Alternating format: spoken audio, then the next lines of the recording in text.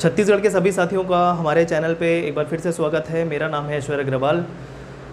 छत्तीसगढ़ के संपूर्ण अध्ययन के रेगुलर वीडियो सीरीज़ के अलावा आज हम गाइडेंस प्रोग्राम के तहत ज़्यादातर स्टूडेंट की एक समस्या का निवारण करने की कोशिश करेंगे, वो है कि नोट्स कैसे बनाएं। ठीक है, तो आज हम बात करेंगे कि कैसे नोट्स बनाना चाहिए, क्या मेंस और प्री के नोट्स एक ही होंगे या अलग अलग नोट्स बनाने चाहिए। इन सब बातों पे आज हम चर्चा करेंगे एवं समस्या का निवारण करने की कोशिश करेंगे। ठीक है दोस्तों, और एक और बात कि ज़्यादातर स्टूडेंट कह रहे थे कि मुख्य परीक्षा का उत्तर लेखन कार्यक्रम चलाया जाए, जो हमने पहले भी कहा था कि मुख्य परीक्षा के उत्तर कैसे लिखने हैं, उत्तर लेखन कार्यक्रम, जिसके तहत हमको अभी प्रीवियस ईयर क्वेश्चन पेपर में जो प्रश्न आए हैं उसका उत्तर लिखने की प्रैक्टिस करना है। जिसके तहत मैंने CGPSC 2018 एवं CGPSC 2017 मुख्य परीक्षा के प्रश्न लिए हुए हैं, जिसका उत्तर आपको लिखना है दिए गए शब्द सीमा के अंतर्गत। एवं इसके उत्तर को आपको Telegram channel Azad CGPSC academy @unit of Azad group वाले चैनल में अपना उत्तर भेजना है। ठीक है, तो 2-3 दिन समय के बाद जब सभी के उत्तर आ जाएंगे, मैं सभी के नाम अनाउंस करूंगा जिन्होंने भी उत्तर अच्छे से लिखा हुआ है। उसके बाद मैं बताऊंगा इस प्रश्नों के उत्तर को कैसे हम अच्छे से लिख सकते हैं, मतलब स्टैंडर्ड आंसर क्या होगा इन सभी प्रश्नों का। तो उत्तर लेखन कार्यक्रम के तहत सबसे पहले हमको प्रीवियस ईयर क्वेश्चन पेपर को टारगेट करते हुए उसमें आए प्रश्नों को लिखना है दिए गए शब्द सीमा के अंतर्गत। ठीक है, तो इन सभी प्रश्नों का आप स्क्रीनशॉट ले लीजिए जिसका उत्तर आपको लिखना है।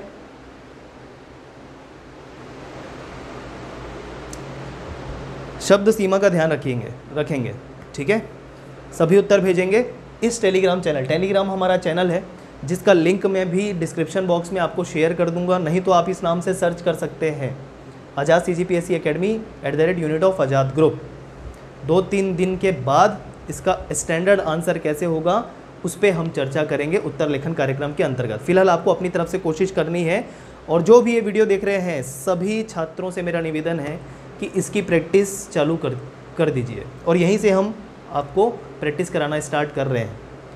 तो 3 टॉपिक जो मुख्य रूप से कवर हो गया है छत्तीसगढ़ के भूगोल के अंतर्गत, वो है क्या है, छत्तीसगढ़ का प्राकृतिक विभाजन, छत्तीसगढ़ की भूगर्भिक या भूवैज्ञानिक संरचना, और छत्तीसगढ़ में मृदा का वितरण। यह नहीं हुआ है जो मैं करा दूंगा, तो मृदा का वितरण से संबंधित भी, जैसे काली मिट्टी का वितरण है ना, तो मृदा वितरण भी एक टॉपिक है जो कवर करा दूंगा। उसके बाद आपको इनके प्रश्न के उत्तर आपको लिखने होंगे।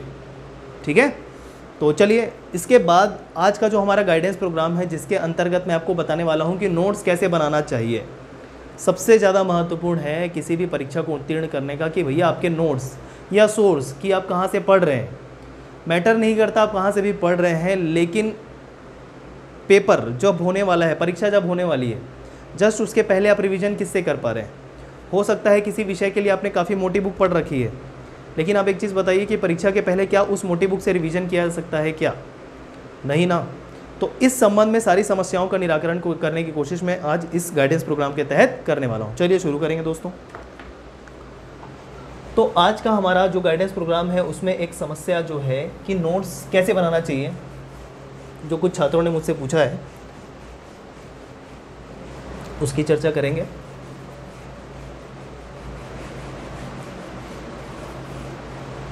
चलिए देखते जाइएगा, जो बता रहा हूँ ध्यान से देखते जाइएगा। नोट्स बनाना है, टारगेट है CGPSC। इसमें एक और दुविधा होती है कि प्री और मेंस इसकी तैयारी एक साथ करें या अलग अलग। तो ध्यान रखिए, CGPSC जो प्री और मेंस दोनों चरण हमको फेस करने हैं, उसके बाद इंटरव्यू वाली बात आती है। तो पहले तो प्री और मेंस को हमको क्वालिफाई करके आगे बढ़ना है इंटरव्यू के लिए, तो इसकी तैयारी कैसे करें। तो मेरा सजेशन यही है कि दोनों को एक मान कर ही तैयारी करें, ना कि CGPSC को 2 भाग में बांट कर कि प्री और मेंस। हाँ, ये बात ज़रूर है कि प्री और मेंस दोनों की स्ट्रेटजी, दोनों की रणनीति अलग अलग होगी। ठीक है, किंतु एकीकृत रूप में आप CGPSC की तैयारी करें, चाहे वो प्री हो चाहे मेंस हो, एक रूप से ही तैयारी की जाएगी। ठीक है, रणनीति बस हमको अलग रखना है प्री की और मेंस की। उसी के तहत मैं बनाऊंगा कि नोट्स कैसे बनाना है। चलिए, नोट्स को हम 3 भागों में डिवाइड कर सकते हैं। पहला होगा पहला जो नोड्स की प्रकृति होगी वह होगी कॉम्प्रिहेंसिव नोड्स। कॉम्प्रिहेंसिव नोड्स, या इसको हिंदी में क्या बोले, विस्तृत या विस्तार से बनाया गया नोड्स, मतलब विषय विशेष से संबंधित सभी पक्षों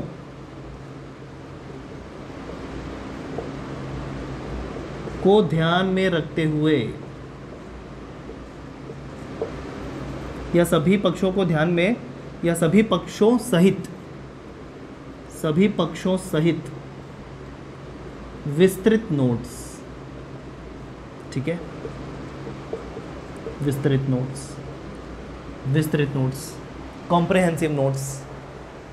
तो जो भी विषय पढ़ रहे हैं, विषय विशेष से संबंधित उस विषय का आपको एक कॉम्प्रिहेंसिव नोट्स बनाना है, एक विस्तार से नोट्स बनाना है। जैसे सपोज पढ़ रहे थे हम लोग, क्या पढ़ रहे थे, भूगर्भिक संरचना, उसमें हमने पढ़ा था कि शैल समूहों के बारे में। तो जैसे आप शैल समूह लिख रहे हैं, उसमें आर्कियन शैल समूह के बारे में लिखना है। तो आर्कियन शैल समूहों के बारे में लिखेंगे क्या, शुरुआत से शुरू करते हुए कि सबसे प्राचीन शैल समूह या चट्टानें हैं, ठीक, जिनका निर्माण कब हुआ था, जब पृथ्वी शुरू में गर्म थी, ठंडी हुई, उसके तहत, ठीक। यह छत्तीसगढ़ के भूगर्भ में पाए जाने वाला सबसे प्राचीनतम चट्टान है, या सबसे नीचे पाया जाने वाला चट्टान है। इसमें कौन कौन से चट्टान मुख्य रूप से पाए जाते हैं एवं उसके अंतर्गत कौन कौन सी खनिज पाई जाती है, उसका वितरण छत्तीसगढ़ में कहाँ है। मतलब इस प्रकार से एक विस्तृत नोट जो पैराग्राफ फॉर्म में रहेगा, पैराग्राफ के फॉर्म में रहेगा, ठीक है। और यह जो काम आएगा, किस में काम आएगा, मुख्य परीक्षा में।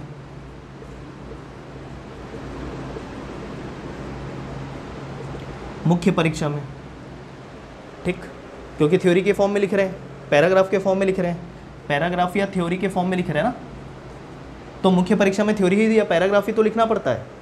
अब वो पैराग्राफ से मतलब चाहे पॉइंट वाइज लिखें या एक पैराग्राफ में फॉर्म में लिखें, उसका मतलब एक ही है, ठीक है। तो एक विस्तृत नोट्स आपको बनाना है हर एक टॉपिक का और टॉपिक के अंतर्गत आने वाले सब टॉपिक का, ठीक है, चाहे जो भी हो। जैसे आर्कियन के बारे में, फिर धारवाड़, डिटेल से लिखते जाइए पैराग्राफ के फॉर्म में, मुख्य परीक्षा में काम आएगा। तो ये है कॉम्प्रिहेंसिव नोट्स।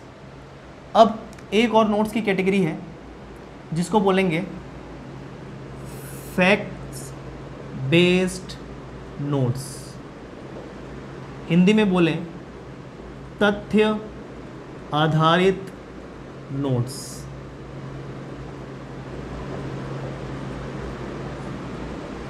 ठीक, ये अलग अलग नोट्स है भाई, इतने नोट्स आपको बनाने हैं। पहला नोट्स ये हो गया, दूसरा नोट्स ये भी बनेगा आपका फैक्ट बेस्ड नोट्स। ये भी विषय विशेष से संबंधित होगा, किसी पर्टिकुलर विषय का। अब क्या करना है, जैसे ही विस्तृत नोट्स बना लिया, इस विस्तृत नोट्स में आने वाले तथ्य, ठीक, उसको अलग से नोट करके इस वाले नोट्स में लिखना है। इस एक नोट्स को और क्या बोल सकते हैं, one liner notes. One liner notes, तथ्य लिखना है इसमें, सारे सिर्फ तथ्य लिखना है। जैसे कि आपको बोल दिया कि आर्कियन शैल समूह का उदाहरण ले रहे थे, तो उसमें पैराग्राफ के फॉर्म में लिखना चालू किया कि ये पृथ्वी में पाए जाने सबसे प्राचीनतम चट्टान है। जब शुरू में पृथ्वी ठंडी हुई तो जिससे चट्टान का निर्माण हुआ, ठंडा होने के पश्चात वह थी आर्कियन शैल समूह या आर्कियन चट्टानें। यह पृथ्वी के सबसे गर्द में पाई जाने वाली चट्टानें हैं एवं इसके अंतर्गत ग्रेनाइट, नीस, शिस्ट आदि प्रमुख चट्टानें पाई जाती है एवं इसके अंतर्गत आने वाले प्रमुख खनिज हैं फेल्सपार, बायोटाइट आदि। इस चट्टान का छत्तीसगढ़ में वितरण कहाँ कहाँ पर है, लगभग संपूर्ण छत्तीसगढ़ में, एवं संपूर्ण छत्तीसगढ़ में इस चट्टान का जो प्रतिशत है वो 50%। ये पूरा थ्योरी के फॉर्म में लिख दिया। अब इससे संबंधित कौन कौन से तथ्य हैं कि भैया सबसे प्राचीनतम, आर्कियन के बारे में सबसे प्राचीनतम यह हो गया, ठीक है।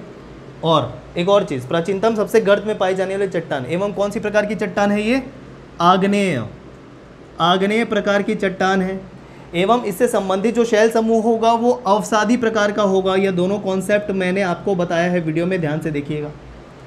जो ठंडी हुई वो आग्नेय प्रकार की चट्टान, ठंडा होने के बाद इनसे जो अलग अलग शैल समूह बने हैं निक्षेपण या अपर्दन से, वह अवसादी प्रकार के होते हैं। तो इसमें दोनों का भाग होता है, ध्यान रखिएगा। तो ये हो गया। इसके बाद इससे संबंधित इसका वितरण कहाँ कहाँ होगा, इसका प्रतिशत कितना है, 50% छत्तीसगढ़ में। तो देख रहे हैं कि ये सिर्फ मैं तथ्य लिख रहा हूँ जो इस नोट्स में शामिल होगा, वन लाइनर नोट्स में शामिल होगा। Paragraph form, one line form या सिर्फ तथ्य इसके अंतर्गत होंगे। पूरा पैराग्राफ इसमें नहीं लिखना है। इससे फ़ायदा क्या होता है या किसके लिए होगा, प्रीलिम्स के लिए, प्रारंभिक परीक्षा के लिए सबसे ज़्यादा उपयोगी नोट्स होगा रिवीजन करने के पॉइंट ऑफ व्यू से। ध्यान रखिएगा, रिवीजन जब करेंगे तो इस नोट से रिवीजन बिल्कुल नहीं हो सकता। प्रीलिम्स के लिए आपको रिवीजन इसी नोट से करना होगा। तो देखिए, पढ़ एक ही रूप से रहे, एक ही बुक उठा के हमने या एक ही नोट्स उठा के हमने पढ़ना चालू किया, थ्योरी के फॉर्म में नोट्स अलग बना लिया, फैक्ट बेस्ड नोट अलग बना लिया। तो यह है एकीकृत तैयारी करते हुए अलग अलग रणनीति को फॉलो करना। तैयारी एकीकृत ही रूप से कर रहे हैं, ऐसा नहीं कि पहले प्री पढ़ा उसके बाद मेंस पढ़ा, नहीं, एक ही रूप से पढ़ते जा रहे हैं, बस अलग अलग हमने रिप्रेजेंट किया है। ध्यान रखिए इस चीज़ को, ठीक है। तो यह जो नोट्स होगा किसके लिए उपयोगी होगा, प्रीलिम्स के लिए उपयोगी होगा। फिर एक और प्रकार का नोट्स, तीसरा प्रकार का नोट्स होता है रैंडम नोट्स। रैंडम नोट्स जिसे मैं हिंदी में कहूँगा अव्यवस्थित नोट्स।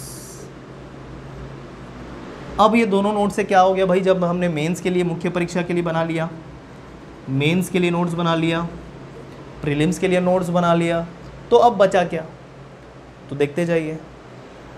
हमेशा ऐसा नहीं होने वाला है कि आप कोई विषय पकड़ के उसे पूरा कर सकें या पूरा होते तक पढ़ें। हो सकता है कुछ दिन आपने, सपोज 15 दिन आपने क्या संविधान पढ़ा, फिर आपका मन नहीं किया तो फिर इतिहास उठा लिया, फिर मन नहीं किया तो कुछ और सब्जेक्ट या भूगोल उठा लिया, है ना।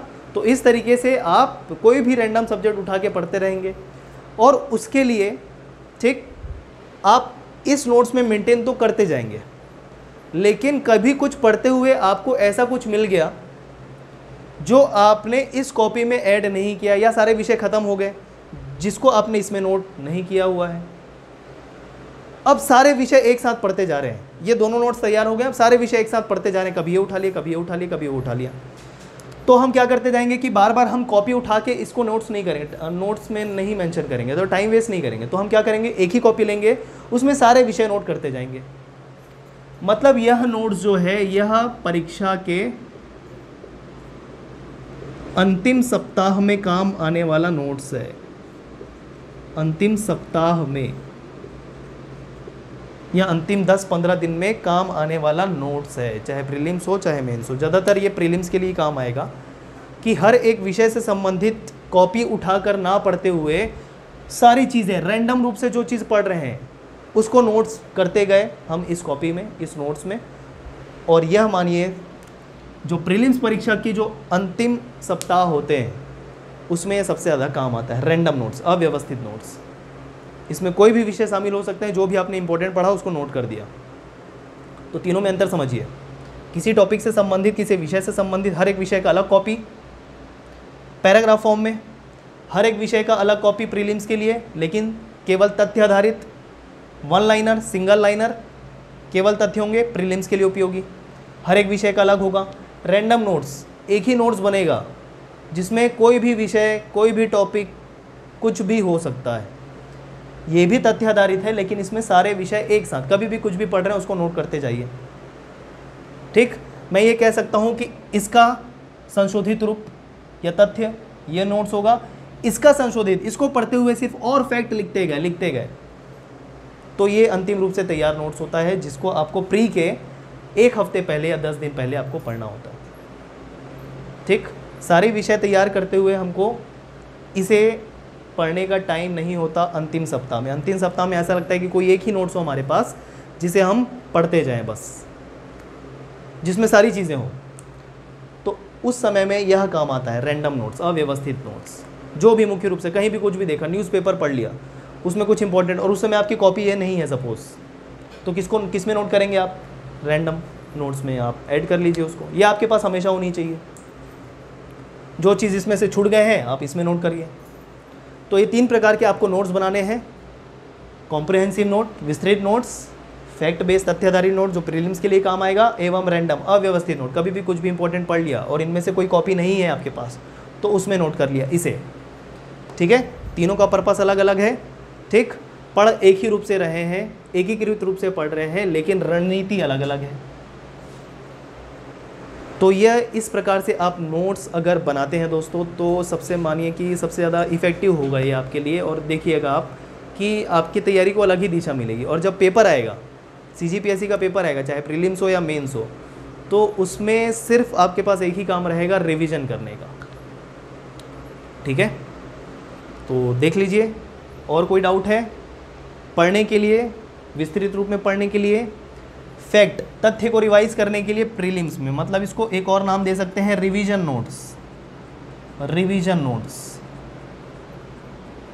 हर एक विषय का अलग, और कुछ भी मुख्य पढ़ा विषय या विषय से अलग जिसकी कॉपी हमारे पास समय नहीं है, और ज़्यादा शॉर्ट फॉर्म में करेंगे, इसको और नाम दे देते हैं क्विक रिवीजन नोट्स।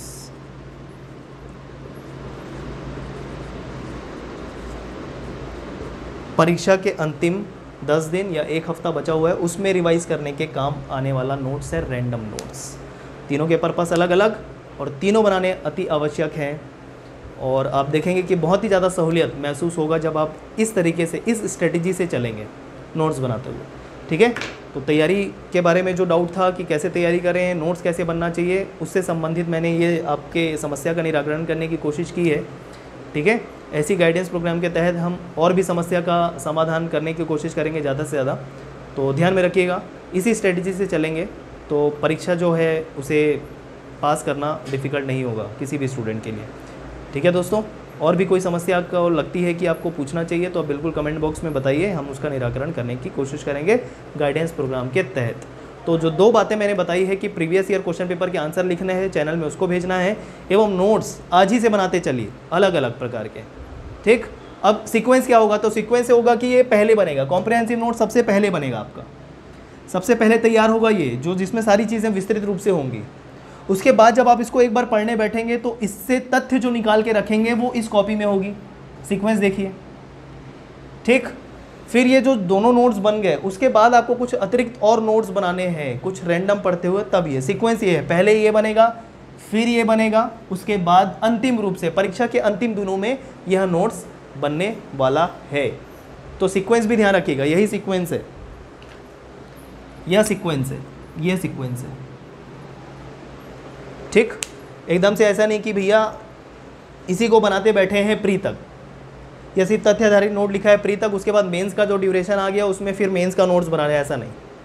परीक्षा के अंतिम दिनों में सिर्फ पढ़ने का काम होना चाहिए। नोट्स बनाने वाला जो कार्य है वह परीक्षा के 2 महीने 3 महीने पहले तक समाप्त हो जाना चाहिए आपका, ठीक है। तो इस स्ट्रेटजी से चलिए और क्रमबद्धता के तौर पे तैयारी करते रहिए, और हम आपको गाइड करने के लिए समय समय पर हैं। अपने सुझाव भी भेजते जाइए कमेंट बॉक्स में, ज़्यादा से ज़्यादा दोस्तों को बताइए। जितने लोग बढ़ेंगे हमारे साथ, जितना बड़ा ये ग्रुप बनेगा, जितना बड़ा यह परिवार बनेगा, उतना अच्छा आप सभी के लिए भी होगा और हमारे लिए भी, हमको प्रोत्साहन मिलेगा इन सब चीज़ों से। तो अच्छे से अच्छा कंटेंट हम आपको देने की कोशिश करेंगे दोस्तों। तो चलिए मिलते हैं छत्तीसगढ़ के अगली क्लास में। धन्यवाद।